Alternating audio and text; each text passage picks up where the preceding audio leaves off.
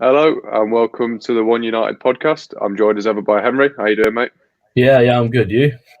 I'm good. I'm good. And our guest below me he's featured on the Guardian and Reuters. I think that's correct in saying. We're joined by Nischal. Nischal, how you doing? I'm very well, thank you. Thanks for having me today. Pleasure to have you on. Now, most importantly, above all those facts, is Nishal's a Chelsea fan. He's going to help us sort of pick apart tomorrow's game and what we need to expect. So, in on that sort of line of thought, we'll get straight into it. So I'll come to you first, Henry. It's a massive game tomorrow for both teams. Huh? Now, just straight from the off, how do you see the game going? Well, there's a number of ways it could go. Chelsea are a threat. We know that.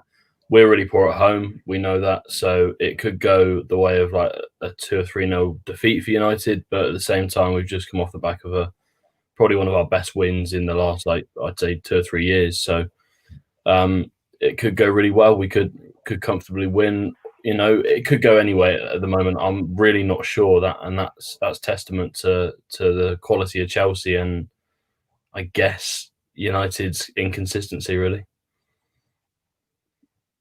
Yeah, definitely. It's going to be an interesting one. Now, Nichelle, from a Chelsea point of view, how are you sort of feeling approaching the game? I'd say I feel a bit more nervous. You want to be positive, you want to be optimistic, but we've not been incredible in recent games. We had the goalless draw against Sevilla, wasn't our best performance. Good to get a clean sheet, but of course that's 2 points dropped. And then the Southampton game kind of said it all. We can attack, we're fantastic going forward, we can score goals, but defensively there's still problems. So what you say about Man United's inconsistency and lack of results, you can use the exact same for Chelsea. We haven't had two back-to-back wins this season. In fact, the two draws we had was the first time all season we've had the same results come back to back. So, we have the same problems, and of course, there's a lot of pressure. We've spent a lot of money. The media are very keen to see Chelsea perform, and it puts us, the manager, the players, under a lot more pressure. So, I'm nervous for tomorrow's game. Hopefully, we can get a result, but it'll be a very interesting clash between two teams who I think are in the same position right now. Yeah, it's definitely been a strange start to the season for both teams. They're coming into it with sort of inconsistent form. Obviously, United recently, we can't forget they were absolutely battered by Spurs, and then Chelsea Yeah. with their sort of I think it's fair to say the poor results against Southampton and West Brom as well. Obviously, it's understandable losing to Liverpool, but Henry, do you think this is a chance for one of the sides to really sort of throw that form away and really kickstart the season that we thought they were going to have prior to the season starting? Yeah, it's a chance, but as I said, it's not something that's going to be really telling, I don't think, personally, because both sides have been quite poor in different games. So nobody's expecting this game just to immediately kickstart someone's season because United can win this or Chelsea could win this and then they could go on and lose the next like 2 games or draw or whatever. So it's not something that you can really say would kickstart a season, I wouldn't say, but it helps, I guess, to a level, and obviously it will encourage the fans a little bit if a result comes out of it. If a draw comes out of this, then I think both sides are looking at being probably a bit disappointed, to be honest. I don't think either of them will take a draw in the current situation at the moment. So yeah, it's going to be fight for the win and see who kind of see maybe someone can push on, but I'm not thinking that it's gonna go that way. Yeah, it's definitely weirdly it's a very must-win game even this early on in the season. Now, Nichelle, do you think a win here for Chelsea can really kickstart this season and put a bit of confidence into all these new players that you signed? I think it would absolutely give us a lot of confidence, especially as we've said, we've had mixed results for season. And when we've played anyone from the Big Six, we've not done as well as we could have. Against Liverpool, we missed our chances. Against Tottenham, we didn't take our chances and lost on penalties. So we need a big result like this to really, like you say, kickstart our season, but also get that confidence for this new group of players. We've got Kai Havertz, Timo Werner, Thiago Silva, all still gelling and waiting to come together. So this is a perfect opportunity.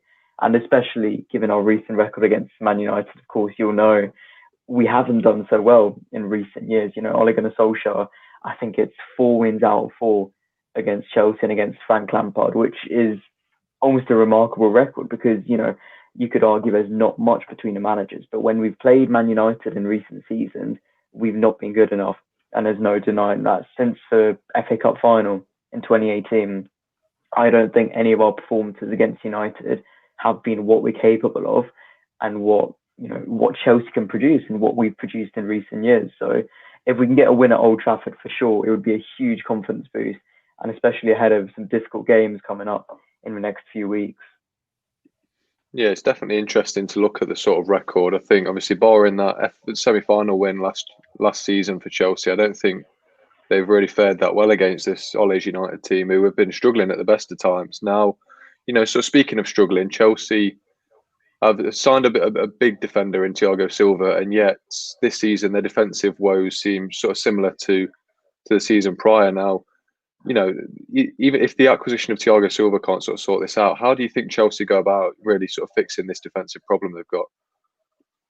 I think we have the right players now. We needed to sign a left back, and we got Van Den Chilwell. We needed a new centre back, and we got Thiago Silva. What we need to do now is find our first choice defence, find what backline Frank Lampard's comfortable with, and stick with it. Because the problem we saw in his first season, and one of the big problems behind our defensive struggles, was that we didn't know our best defence. We would change our centre backs every week between Antonio Rudiger, Andreas Christensen, Kurt Zouma, Fikayo Tomori. We still don't know our best centre-back partnership. I think for a lot of Chelsea fans, including me, it's clear it should be Thiago Silva and Kurt Zouma. But there's still debate on who we should actually play. And you can tell Lampard doesn't know. And that's worrying. He's been at the club for a year now. But there's still deliberation, you can say, in who we need to play. So we need to know who our back four is for the rest of the season, for the rest of, the next few years. Otherwise, we won't be able to fix these defensive problems. Yeah, it's definitely an interesting point. Now, do you think sort of it's not just the defence to blame, because obviously that's just 4 players? Do you think some of these defensive issues sort of stem from the midfield in front of them? Obviously, N'Golo Kante's form sort of declined in the last few years, and as good as Mateo Kovacic is, he's not the most defensively sound midfielder in the world. So do you think they could use a little bit of help from midfield every now and then? I think they could use a bit of help, but I don't think we can necessarily blame the midfield. We have a very good overall midfield: N'Golo Kante, Mateo Kovacic, Jorginho, to name a few. I think we have our defensive midfielders. They help out, they do their jobs, but it's once teams get into the final third, past the midfield, and when it's on the defence in the back line, that's where our struggles come in. So I don't think shifting the blame makes sense, because also when you see the goals we've conceded, most of them have been mistakes from those defenders, whether it's a lack of concentration, no shape, not even tracking back in a lot of cases we've seen. So I don't think we can necessarily pin it on the midfield, and it definitely is a defensive issue with the backline and of course the goalkeeper. We've had struggles with Kepa all season, from last year, even this season. We've got Edouard Mendy in. Hopefully he'll start on Saturday, but definitely it's a collective issue at the back which needs to be fixed. It's not something to do with the midfield, in my opinion. Yeah, definitely. I think the goalkeeper situation is obviously a big part of that as well. Now, Henry, just sort of building on that then, obviously it's not been, barring the Newcastle game, it's not been sort of a dazzling start from the United attack that we sort of know they can produce. So, how do we sort of approach this game and sort of utilise the frailties that Chelsea have got at the back when, our attacking force hasn't been as productive as it has been, as it should have been recently? Well, I think you just go for them. That's what I said in the last podcast. I think you just go for them. I don't think you should hold the side should hold back. I think the whole 5 at the back situation, I'm not sure, to be honest, at the moment. I said I would go with a 4 probably and go attacking, but if it's if it's 5 at the back and we have more chances, we create more, then maybe it's worth it. But personally, I think if you add another kind of attacking player, if you got Pogba in there as well, or Van der Beek starting as well, then you've got another option to go forward with. But I think you go for this Chelsea side. Nothing there suggests to me that they're really good defensively. I mean, they've got. I know Thiago Silva was a good acquisition, good signing, but he's 36 years old, so he's not that quick. And we've seen that. We saw that he made a couple of mistakes against West Brom. You can't just bet into a side straight away. Even if you are a world-class player, you can't just go to a different league and expect it to be comfortable. So I think if you're going to go against this Chelsea side, you go direct against them. They're not particularly quick at the back. Chilwell's, got a bit of pace, but he's not rapid. So if you stick, Martial and Rashford on that back line, at least, then you're going to get something out of the game, I think, because they're so frail. Yes, yeah, definitely. I think going back to that comment that John made, it's a difficult one because the five at the back worked so well against PSG, but we also took the game to PSG. I don't feel like we sat off and completely relied on the counter attack, and I think we've got to approach Chelsea the same, especially at home. You can't be willing to just sit off against the team at home, really, unless they are the sort of quality of a Liverpool or that kind. So, I think if we play a five at the back, it can work well, but we've really got to utilise our attacking options as well and really take the game to Chelsea. Now, can I pick Nischal, up quickly on John's point? Yeah, that's fine. Can I pick up on John's point quickly? I think the five at the back discussion is really interesting for Man United, but it also applies for us with our back three. Last season, we saw Lampard use a back three against Tottenham and Arsenal, notably, where we won those games, and against United as well. And it worked brilliantly. It was us at our best attacking going forward. So it will be interesting to see, would Lampard switch as well, not only to combat Ole Gunnar Solskjaer, if he's playing his back three, back five, but also taking that big game mentality where we need to go all out, we need to go more attacking. I don't think he should change. I think we've been comfortable enough of a back four this season. And as I said, the issue is more in the players, but it'll be very interesting to see if we do go back to that back three, maybe of Azpilicueta, Silva, and Zuma. Yeah, it'll definitely be interesting because that's what you used so well, in the semi-final last year, and you just completely nullified our attacking threat. These were players, Rashford, Martial, Bruno, who were really in good form last season. You just completely shut them down. So it's definitely going to be an option for Frank. Now, we discussed the defensive frailties, but going into the game, do you think there's any other sort of underlying weaknesses of Chelsea's that United can really exploit? I think our main one has not been taking our chances. It's been better this season. We've got 20 goals in our opening 8 games. That's a great return. We've been scoring 3 goals, 6 goals in games. That's fantastic. It's a testament to the attacking wealth we have. But I think we still have seen games where we haven't taken our chances. Liverpool is the main one. We had a really good first half, didn't take our chance, and then Christensen was sent off, and the game was dead. Sevilla, you could argue as well. Yeah, we were unlucky not to score, but there are a lot of chances, especially from Timo Werner, where you think a top striker needs to be scoring those goals. So I think in terms of taking on chances and having that cutting edge is definitely something United can exploit. If it's a case of De Gea makes a save and you score on the counter, I wouldn't be surprised to see that. So we definitely need to be on top of our game to be taking our chances when we get in on goal, get it on target, get a goal, and really kill the game off as soon as possible. Well, on the flip side of that, then, what do you think are Chelsea's main strengths that can really, hurt United at the core? I think it's our attack, really. It's attacking options more. So it's not like we rely on one player. We've got Hakim Ziyech coming back into the squad from injury. Christian Pulisic has looked very bright on his return. And then, of course, Timo Werner, Kai Havertz have been brilliant so far, linking up nicely, really understanding the game and driving us forward. So I think having our attacking options is 100% our best strength. And it's just a case of us taking those chances and playing well together. It'll be interesting to see who Lampard goes for. I think you can guarantee that Kai Havertz and Timo Werner will be starting. But will it be Christian Pulisic? Will he be fit enough to start again? Most likely. But will Mason Mount start over Hakim Ziyech again? Because that was an interesting thing to see in the last 2 games. Mount starting over Ziyech. Yes, he was coming back from injury. He maybe wasn't 100% fit. But it was almost peculiar to see Lampard go for a player who's an attacking midfielder and move him out wide when we have not only a recognised winger on the bench, but one of Europe's brightest wingers, in my opinion. So we'll have to see who Lampard goes for. But of course, we have a wealth of attacking options, and that will be our strength going into Saturday's game. So I just wanted to add sort of one point onto that as well. Obviously, you have reinforced your attacking options heavily this year. Now, where do sort of the acquisitions of sort of Havertz and Werner and Ziyech, and looking a bit further back, even Pulisic, where does that leave sort of the likes of Callum Hudson-Odoi, who were maybe looking to get real first team football under Frank Lampard? That was one of my concerns when we were making these signings. What happens to our academy prospects who've come through, shown they can play, and show that they're good enough to be in the first team?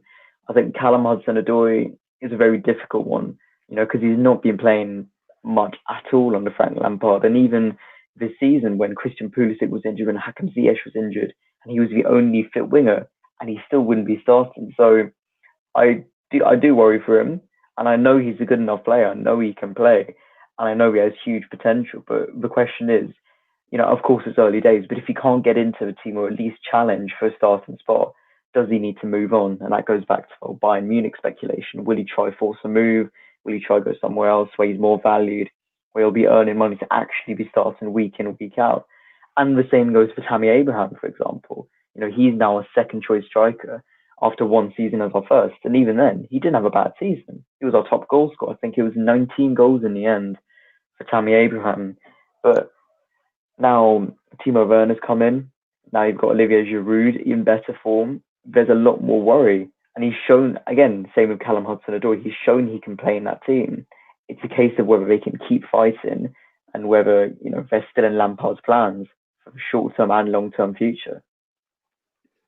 Yeah, just one more thing to add on that then. Obviously, Lampard made a bit of a name for himself. So starting a derby and then last season at Chelsea especially, for giving these young prospects a real chance in the Chelsea team and building a strong team with them. Now, do you think now that he's had sort of access to those purse strings from Abramovich, do you think that sort of homegrown sort of quota plan that Lampard was enforcing has somewhat gone out the window? I don't think it's gone out the window. It's not like we've just binned off our youth players after 1 year, because they did well for us. They really helped us. And, Mason Mount, Fikayo Tomori, Tammy Abraham, they were all our driving force last season. I think it's harsh to see us spending £200 million on world-class, big money signings when we've shown that the youth can do it and they're capable of carrying this team. But I think we needed that blend of homegrown experience and young players, and then these world-class players on a new level that can make these players better in turn. So I don't think it's throwing the homegrown quota and, the importance of youth players out of a window. They still have a role to play. They're still important, and they're still part of Lampard and Chelsea's long-term plan. But what it is doing is changing how they're seen. They're not as central as they were last season, but that doesn't mean that, we won't need them in the next 2-3 years. They still have a role to play, and they still deserve to be in Chelsea's first team.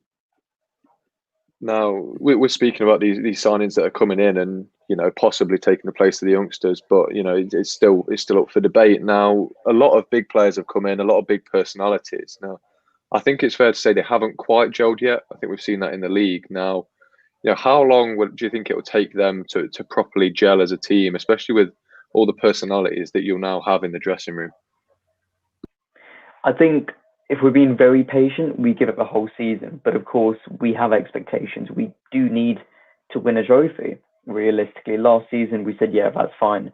This is an exception. We're rebuilding. We're in a period of transition. But this season, if we've spent all this money and we get knocked out of every competition, you do have to ask questions saying, what's gone wrong? And we can't necessarily blame it on the players gelling. I think I'm giving them about until the end of the year, December and January time. If there's still signs of not everything's not gelled, not everything's come together, then you have to be asking questions. And of course, half of our squad is new signings: Mendy, Chilwell, Silva, Havertz, Ziyech, Werner. That's literally half of the first team and the starting 11 that are new players. Of course, it's going to take time to gel, but you can't leave that too long, and you can't expect to wait 1 or 2 years for that to gel, because that's not going to work in football. We'll be punished. We'll have more of these results where we're drawing or we're losing easy points. And it could, possibly see Lampard's future in speculation, and hopefully not. But I think we do have to be patient. And, when everyone's gelled together and when this team has come together, we will reap the benefits for sure. Yeah, it'd be definitely interesting for something like just to look out for. But Henry, I'll come back to you. We haven't forgotten all about you. We'll switch the conversation back to United now. One thing I've noticed, especially from the start of the season, is our home and away form is completely contrasting, and probably not in the way you'd expect. Now, there's a stat going around that I think we've won 10 consecutive away games for the first time in our history under Solskjaer, which is incredible.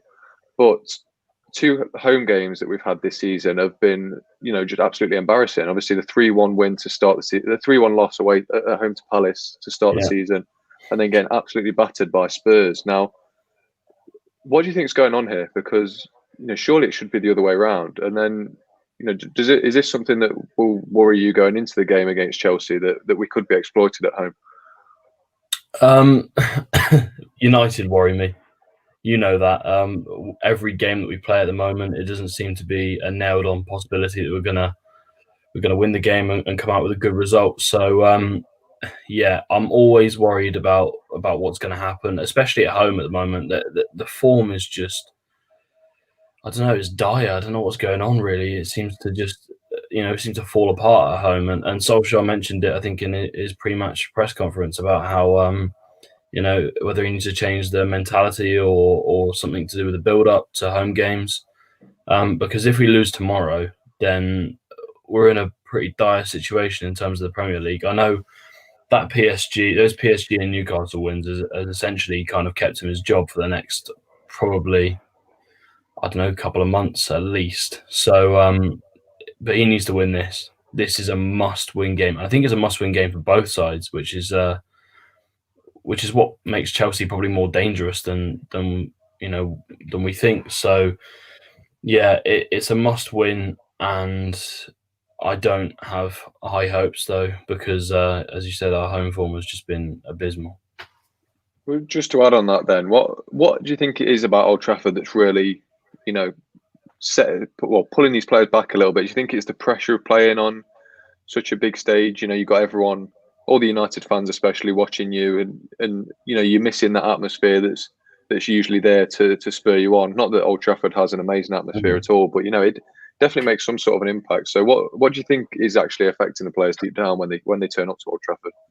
Yeah, I think it is the pressure. I think it is the pressure of playing for United, and the realization that they're under pressure, the realization that they are in the spotlight for 90 minutes, probably longer. So I guess it's partly that. To be fair, I don't think the crowd, I know we can fill the ground with like 75,000, but I don't think that even helped that much, to be honest. We saw performances last year, they were just as poor.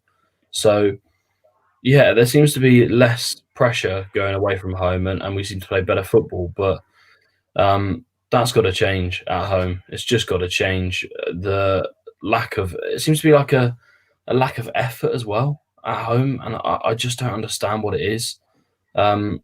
We saw in the Palace game, the players almost gave up, and you're thinking, well, surely not that it's right to do, but surely the place to give up is away from home.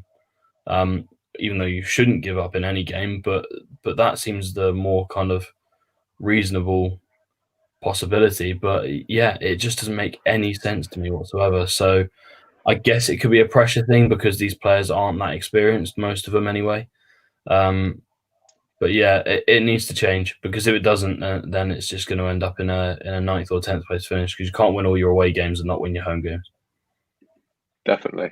Now, Nischal, is this something as a Chelsea fan that's giving you a little bit of confidence? The fact that United can't seem to buy a win at home at all. I mean, realistically, it should. The Spurs game was embarrassing. The Palace game was embarrassing. But when you're coming up against a side who have won 2 games on a bounce against Newcastle and PSG, I think it's hard to kind of just ignore that run of results, especially when we've drawn our last 2 games. And in fashion of against Southampton, where we conceded 3 goals, the second one being just absolutely abysmal. So I think in terms of results, we should be confident. In terms of your home form, in terms of our away form is a bit better.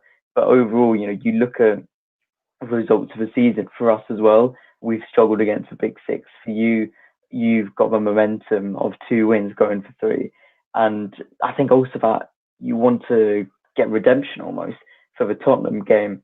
And, the international break kind of paused that for a bit, and they came back. They got the win against Newcastle and then PSG. And I think now being back at Old Trafford, it really is redeeming themselves on home soil. So I would be optimistic, and I would take that in nice light of United's poor home form, but I can't ignore that, United are in form. They've got the wins, they've got the momentum, and they're going to give us a tough game. Yeah, we certainly hope so. I think that's fair to say, Henry. Now, moving into sort of the team news, obviously, well, we'll start with sort of what I think is the biggest question of all. Now, Axel Tuanzebe had a brilliant performance against PSG, kept Mbappe quiet for 90 minutes, and that's no easy task. But the question sort of lingers about whether he's coming back from a lengthy injury. Now, can he possibly cope with playing 2 games in a week? And if you don't play him, then who comes in to take his place? Well, the hope for me is that he starts, to be honest. Chelsea have got Timo Werner, and we've seen what Maguire's like against just raw pace. So, I hope he starts Tuanzebe and Lindelof, or Tuanzebe and Maguire. I'm not sure, but Tuanzebe has to start. It's simple as that, because when it comes to dealing with pace, you've got to deal with it with pace. You can't deal with it with a slow player, because once Maguire gets turned or Lindelof gets turned, then they're history. So got to be careful with that. And but he has to start him. That performance showed to me that maybe it was a one-off performance, but I doubt it. But it showed to me that he's certainly got enough pace and strength to cope with quick players. So as far as that goes, he's got to start. He has to start. Well, going back to that John question then that he asked earlier, how do we set up this defence? Do we put Tuanzebe in a back 3 with maybe Lindelof and Shaw with him again, or do we play a back 4 with Telles left back and just hope we don't get caught out defensively down that left hand side? I don't know. For me, Chelsea could set up anyway. They could set up with a front 3, or they could even go with a front 4 if they wanted to. But I think, I don't know, I was leaning towards back 4, but now I'm thinking of that front line. Maybe Ziyech playing in behind as well.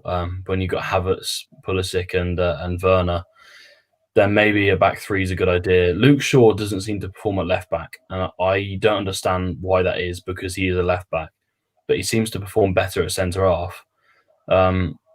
So you know what? Make a bold claim. Why don't we start with Tuanzebe and Shaw as centre halves? Why not?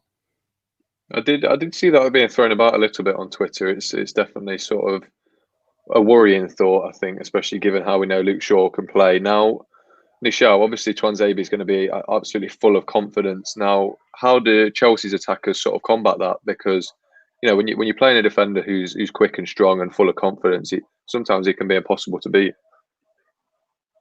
Well, we've been able to beat United's defence before, is the short answer. Earlier I was talking about Ole Gunnar Solskjaer against Frank Lampard, and I actually forgot that we beat in the FA Cup semi-final. And as I was thinking about that again, we tore United's defence apart. It was so simple getting through.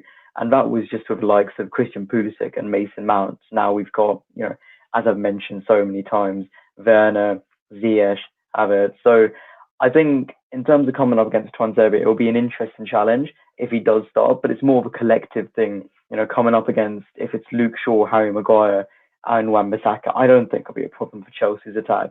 They're strong enough. They're smart attackers. They can go through the lines. They're good on counter-attack. I think it'll be an interesting battle, especially if it is Tuanzebe against Timo Werner, for example, both very quick players. But I don't think it's an area of concern at all for Chelsea. With all due respect, it's not necessarily a defence that Chelsea are fearing. It's not the strongest United defence we've seen in years. But as we've said, they've got the confidence. They can perform. Tuanzebe had a good game. And it will be an interesting battle. And we'll have to see how Chelsea fare against, whether it's a back 3 or a back 4. Yes, yeah, it's not a defence that fills us with confidence, even despite that PSG game. Now we'll move on to the midfield, Henry. We'll pick this comment up first from Alan, who says, "Will we see Matic and Pogba in the starting 11?" Now it's definitely a very interesting point, because McTominay and Fred had an incredible game against PSG. I think that's fair to say. Pogba made a big impact off the bench, yes, but when he started games, he's not looked the strongest. So, do you think we see those midfielders return, or do you think we stick with McTominay and Fred? Well, I said about McTominay and Fred against a PSG game. They're busy. They're busy players. They're not really kind of, they can cut passing lanes and they can kind of get involved. But on the ball, they're not fantastic. And against Chelsea, you're going to be matching up against, technical players, not kind of, Danilo was, he's a strong guy, but he's just kind of sideways. Herrera, kind of the same. And Idrissa Gueye, just a busybody. So it's not going to be coming up against the same kind of midfield. So I don't think that would work. I think he's got to start one of Pogba and Van der Beek. Matic is, again, I maybe even start Fred, but I wouldn't start both him and McTominay. I just don't think it'll work. I think it'll be too defensive, and I think we won't have enough going forward. Yeah, it's an interesting point. Now, you raised the question about Van der Beek. Now, just a short, simple answer. Do you think we'll see him start against Chelsea? It's looking less and less likely, every day. But, do you think we will? No. No. Fair enough. Me neither. Now, Nischal, Van der Beek was, probably the signing we were most excited for this season, but he's really sort of failed to feature at all. Now, from a Chelsea point of view, what do you sort of make of the signing? Because even to United fans at this point, it doesn't seem to make much sense at all. I think it was a brilliant signing, and I was very excited to see him come to the Premier League. Of course, we've seen Donny van der Beek play against Chelsea as well in the Champions League. He scored a very good goal. Ajax's fourth goal at Stamford Bridge, and it was fantastic, and he showed what he could do. And I even said that, I would happily take him at Chelsea. I think it was a good signing, maybe not one United needed. I think there was more priority on getting a centre back, for example, or getting a new fullback. But you can't complain when you're getting a player of Van der Beek's caliber and potential. I think it's been a shame not to see him get more minutes, because he is a good enough player to be starting. But then, of course, there's that midfield dilemma. You've got Paul Pogba and Nemanja Matic, but then you add, Scott McTominay and Fred, who had a good game the other day. So it feels like the midfield is overflowing and there's too many midfielders and not enough space. I think Van der Beek should be starting and should be playing more. He is good enough, but the question is, who do you sacrifice? Nemanja Matic, he's the experienced player. He's stalwart of your midfield. Paul Pogba, he's on the flair, but passing, a vision. So it's hard to take one of them out of the equation and, having to change the shape of United's midfield to fit Van der Beek in. But he should definitely be playing more and starting more, because he's a player I definitely admire. Yes, yeah, without a doubt. Now, Henry, just one last thing on Van der Beek. Now, it's a comment we got from the podcast with Henry on Wednesday. I didn't bring it up, but it was a very good point, and he said basically that, do you think Van der Beek's come in to sort of replace Pogba next year? And, they're using this year to sort of really bed him into the squad and get him absolutely ready for the start of next season. Do you think that's a possibility? Yeah, I sadly, yes. The situation with Pogba's a bit weird. He's a good player. I think we've extended his contract by an extra year, so it gives us a little bit more breathing room. But at the same time, I'm not sure that he'll sign a new one. It really depends on what he believes the side can do, and if he believes that the side can challenge for the top trophies, then he'll stay. But at the moment, I just don't see him staying, and maybe Van der Beek was a replacement for next year for Pogba. But at the same time, Pogba is that good. When he's on it, he is that good, and we saw him come on against PSG, and he was fantastic. So. We'll be losing a big player there, and I hope we don't lose him. Simple as that. Yeah, it's definitely. I definitely hope we don't lose him, but it's definitely an interesting thing to think about. Now, moving to sort of the forward line for United. Now, Martial returns to his suspension after his PSG game, but we'll start with that then, Nischal. As a Chelsea fan, how much of a miss do you think he'll be to United, and are you sort of relieved to see him? And then just sort of building on that. Does his replacement is more than likely going to be Mason Greenwood in that team? Do you think he sort of instills the same sort of fear in the defence as Martial does? I think they're they're different players, but they're similar players. I think Mason Greenwood right now feels like a more dangerous player. He's in form, he's young, he's quick, but also Martial's got those attributes of, being a cool finisher. He's accurate, he's very, he's clinical, is all you can say. I think they are similar players to an extent in terms of the fear they instill. Obviously, Martial will be the one you want to turn to now, but I think any defence, especially Chelsea's, coming up against Mason Greenwood, of course you'd be scared of that. And the same with all of United's attackers, Bruno Fernandes, Marcus Rashford as well, of course. I think, Martial was a big miss after he was suspended. It was a questionable decision after what happened with Lamela, but, of course, he had to be sent off in the end. But, if either of them are playing, they're both a threat in their own right. And it will be difficult either way if it's Mason Greenwood or Anthony Martial starting. Yeah, definitely. It's a very good point. They are two very different players that offer two very different games. Now, Ole Gunnar Solskjaer sort of come out and told the press to sort of lay off Mason Greenwood. So it seems whatever was going on behind the scenes there is sort of over.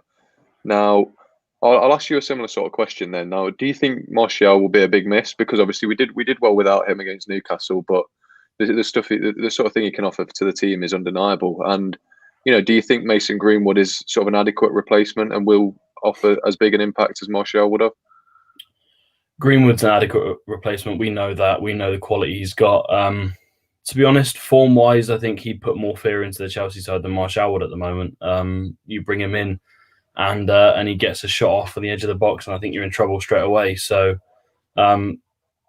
regardless of Chelsea's goalkeeper, I think that they'll be fearful. That back line will be fearful of Greenwood.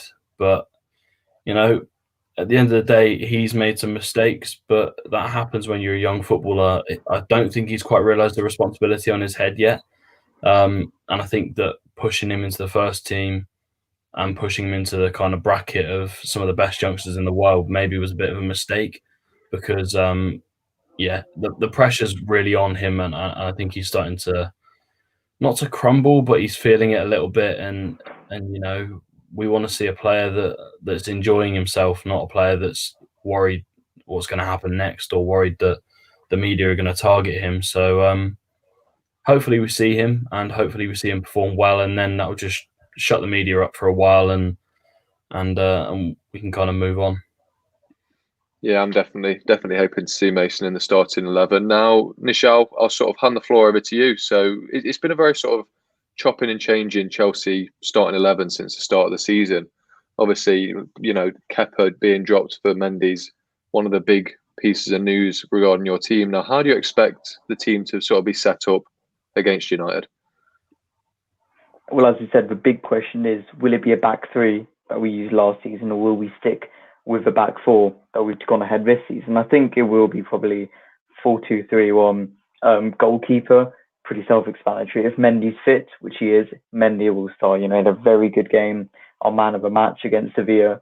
And, in the games he's played so far, he's been impressive and he's made saves. And especially when you compare that to Kepa, who, you want him to do well. You really want any player for your club to play well and be performing. But unfortunately, that's not been the case for a good year. So Mendy will start in goal for sure.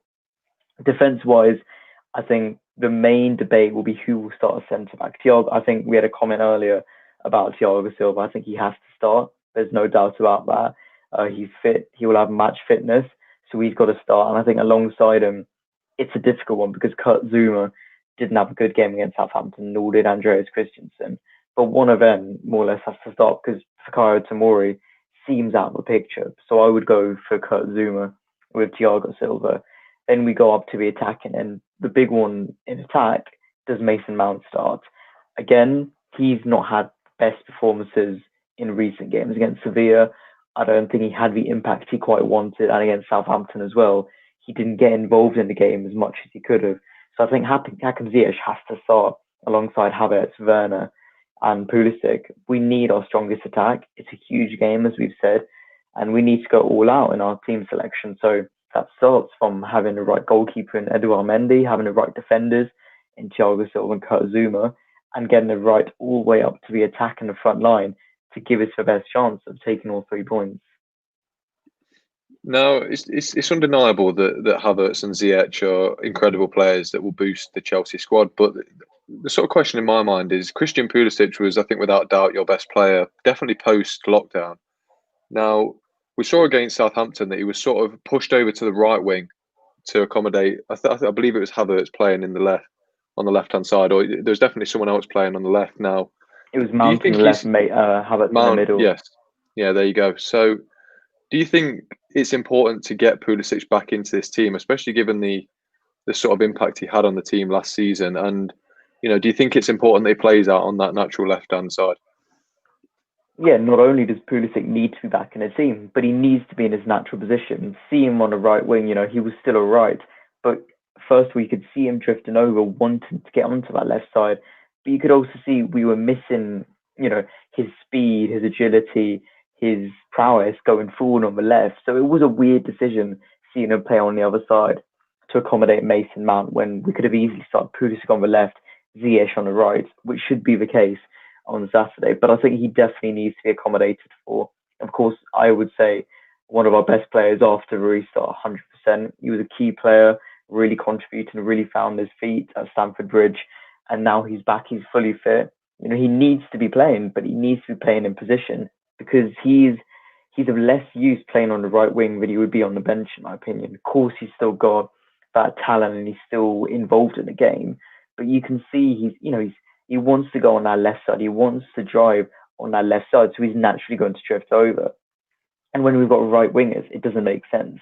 You've got options on the left and the right, but if you've got a player like Pulisic, who's so, he's fantastic on the left wing, why would you play him out of position? It doesn't make sense. So for sure, he is going to be an important player on Saturday, and then also the rest of the season now that he's back from injury. Definitely, he's definitely a player I'm worried about. Should he start now? We just sort of move away from the game and sort of the wider context of Chelsea. Now we've heard the big news that Petr Cech's been included in the Premier League squad. Obviously, that's going to knock the confidence of Kepa even more. Now, Henry, I imagine you're going to have a bit to say about this. So, how do you feel about the whole situation and the possibility that Chelsea could choose their technical director in goal over their record signing? Well, I don't think that will happen. I just don't see it happening anyway. But regardless, yeah, it's a weird situation. I did this whole thing with Maguire where I criticised, and then I just felt sorry for him in the end. I'm in a situation now where I just feel sorry for Kepa. I genuinely do. He's made so many mistakes in goal. It seems to be kind of won a game whenever he plays. But yeah, it's a shame to see him like this because he's clearly got no confidence whatsoever. And as I've said before, the best thing to do with someone that's got no confidence is basically just to kick them when they're on the floor, isn't it? And put your technical director as one of the goalkeepers. That's just weird to me. And the fact that Frank Lampard seems so blasé about it, and it just doesn't. It's like, it is what it is. But yeah, it's going to damage his confidence a little bit. But Czech's not there to start. We all know that. I saw a clip of him doing training again. I bet that was weird for him. I bet the goalkeepers are thinking, "What the hell's going on here?" We're a club that's just spent £250 million, and we're relying on our technical director to join in goalkeeping training. So I think in terms of the club, and it's going to sound, Nischal might disagree with me, but I think it's a bit embarrassing, really, that they've got their technical director as one of the listed goalkeepers now, especially considering he retired and he didn't want to come back after. So, yeah, I think it's weird, but I don't think it will change anything in terms of Kepa's placement in the team. I don't think he'll get kicked out of the side by, what is technically an ex-goalkeeper now. Yeah, I'm completely agree with what you say about Kepa and the fact that his confidence has gone. I know when he first signed, he was. I think it's pretty easy to say he was one of the best prospects in the world as a goalkeeper. I think at the time as well, given that he was challenging De Gea for a place in the Spain squad, despite his young age, I think the £72 million release clause was justified to be paid by Chelsea. But it's just gone from bad to worse for him. Seemingly every week in England, his confidence is just shot to bits. Now, Nischal, what's your sort of take on the whole situation? I wouldn't say it's embarrassing to have Petr Cech in the squad. I completely get why it looks like that, bringing in our retired legendary goalkeeper back into the squad. But it's just a precaution. We needed a fourth choice goalkeeper in case as emergency. We're never going to have a Premier League game where he just comes off a bench for Kepa. He's just there as precaution, as an emergency. So I don't think we should read too much into it. But in terms of Kepa's position, absolutely. We spent £72 million on him. I remember being a big advocate for it, even though it was a big transfer. It was £72 million for a 7-year deal. And I said, look, over time, it's going to pay off. He's going to be a great goalkeeper. And as you said, first season, he was really good and he was a fantastic goalkeeper. But then, it hurts me to say it because I really like him and I want him to do well, but he's not been good enough last season, this season. And the errors, we've seen more and more and more. We've seen him against Liverpool, we've seen him against Newcastle. Almost every game, something goes wrong. And it's hard to see, when you spend so much on a goalkeeper, and he's only 26, he's really not that old. And his contract runs until he's 31. And it's a difficult situation for the club, but of course, for the player more, because for me personally, I know what he's capable of. I've seen him play. I've seen him put in some brilliant performances. Straight to mind, the Europa League semi-final against Frankfurt. He was fantastic. And he won us that game in that penalty shootout. The League Cup semi-final against Tottenham in 2019, same situation in the penalty shootout. He saved us. He was outstanding.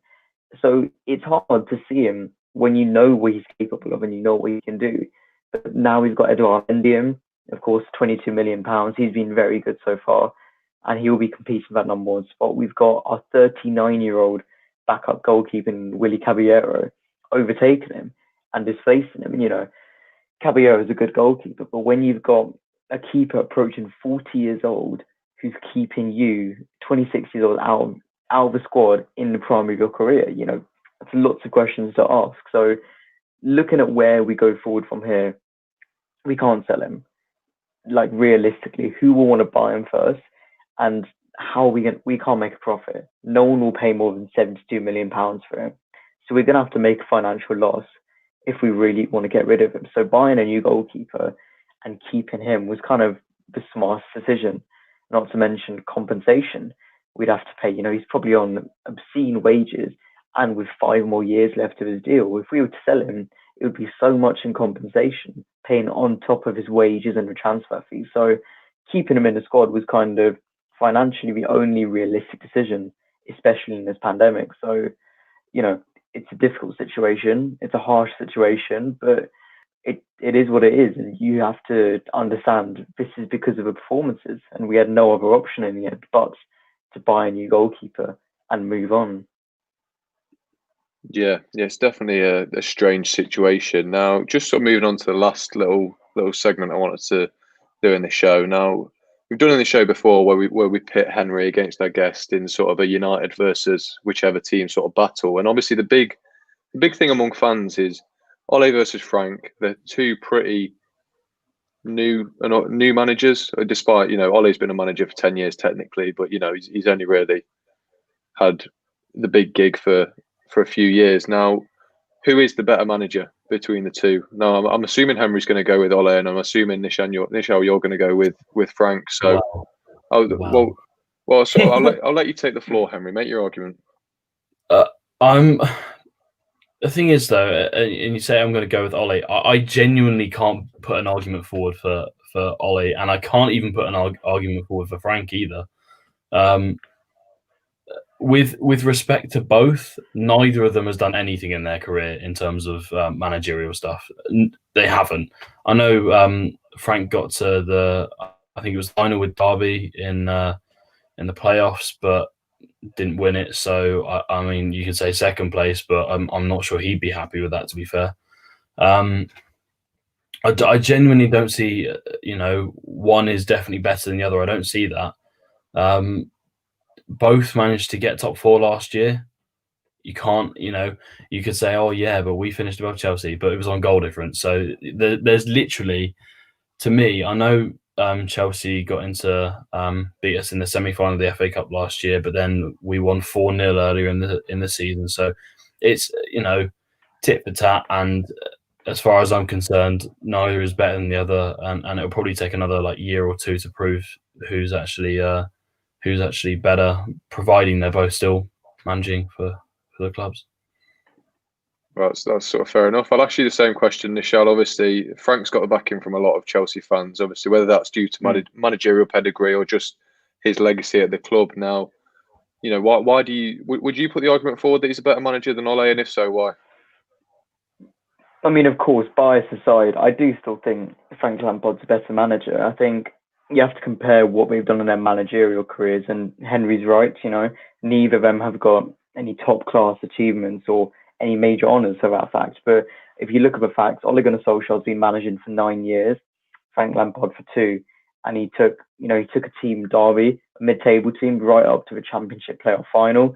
He came into Chelsea with a transfer ban, losing our best player, not being able to buy any of the players he wanted. We got top 4, and everyone doubted us, but he got us to that position. And obviously, by the end of this season, there'll be a lot more in this debate of Ole versus Frank. If one wins a trophy, that could end it. If Frank Lampard doesn't win a trophy after spending the money, there'll be a lot more debate and a lot more arguments against Frank and towards Ole Gunnar Solskjaer. But I think in terms of management, I think Frank Lampard's better.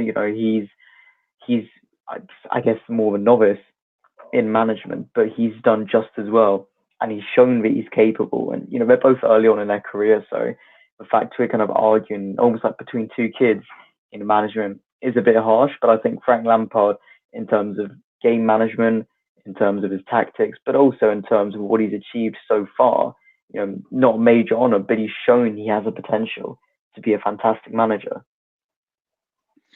Definitely. I think that it will be a big question at the end of the season as to whether he can do anything with all this money spent, because his expenditure has very quickly risen to not quite at Ole's level at United, but they're definitely getting close. So it's like you say, it's probably a question for the end of the season. Now, just to round things up, we'd like to do sort of quick fire predictions. So Henry, first goal scorer and final score. First goal scorer. Well, I think United will score first. I think it's going to be Rashford. Final score, this is one that I don't normally do, but I literally couldn't tell you. Even if I tried, I couldn't predict, because this is the most unpredictable game we've had this season for us. I genuinely think that. So it could go either way, but I think United will score first. Oh, it's not like you to sit on the fence, Henry, is it? Nischal, I'll ask you the same question. First goal scorer and final score. First goal scorer, I'm going to go for Timo Werner. I think he's in form, and he's going to score surely. Final score, I was thinking about it earlier. I can't really see a winner, but I can see goals. Mediocre defenses, big attacks, lots in it. So I'm going to go for 2-2. It's a good shout. I think I'm going to go first goal scorer with Bruno Fernandes, because there's going to be a penalty in the game at some point. It's just, we've got to hope it comes as the first goal. At least you know that. Oh yeah, it goes without saying that we will get a penalty at some point. Whether we score it or not is now a different question. But I'll go sort of along your lines with the final score, Nischal. I think there's going to be goals. There's two very poor defences now.